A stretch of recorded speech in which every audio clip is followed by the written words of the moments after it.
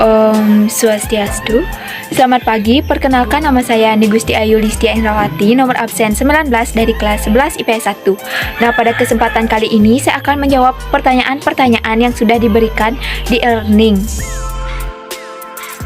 Langsung saja saya akan menjawab pertanyaan yang pertama, yaitu kemerdekaan yang diperoleh bangsa Indonesia bukan merupakan hadiah dari Jepang.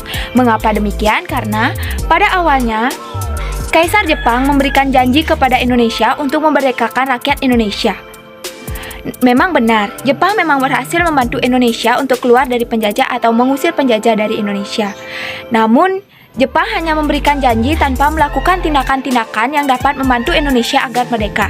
Jadi, menurut saya dan menurut video yang saya simak di e-learning, kemerdekaan Indonesia merupakan hasil dari jerih payah dari pahlawan Indonesia yang mampu memanfaatkan kesempatan pada saat Jepang menyerah kepada sekutu. Jadi janji-janji yang diberikan Jepang hanyalah akal-akalan Jepang agar Indonesia lebih semangat membantu Jepang melawan sekutu.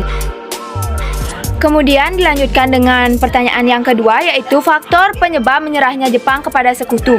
Jadi faktor penyebab menyerahnya Jepang kepada sekutu pada tanggal 15 Maret 1945 yaitu pada awal bulan Agustus 1945 kekalahan Jepang sudah di depan mata.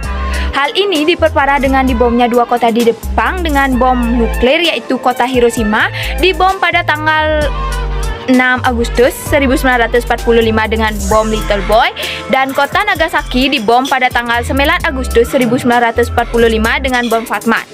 Faktor penyebab lain yang menyebabkan menyerahnya Jepang kepada sekutu yaitu dibubarkannya Kekaisaran Jepang.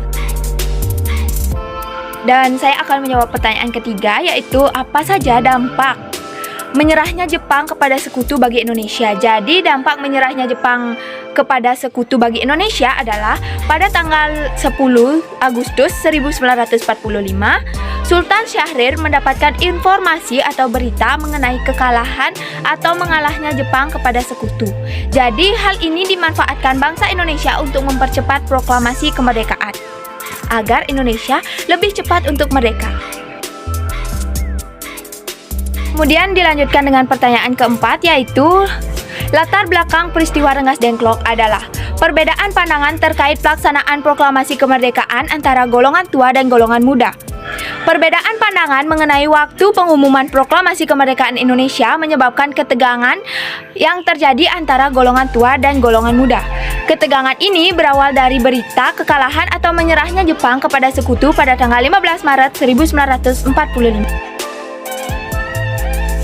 Kemudian dilanjutkan dengan pertanyaan yang terakhir, yaitu mengenai perbedaan pendapat antara golongan tua dan golongan muda. Jadi golongan muda menghendaki proklamasi kemerdekaan dilaksanakan secepatnya dengan mengacu pada berita yang diterima melalui radio BCC tentang kekalahan Jepang terhadap sekutu.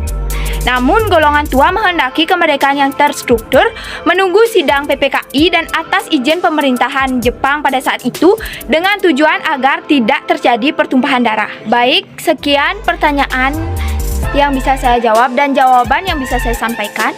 Bila ada tutur kata saya yang salah, saya mohon maaf. Sekian dari saya, terima kasih dan sampai jumpa.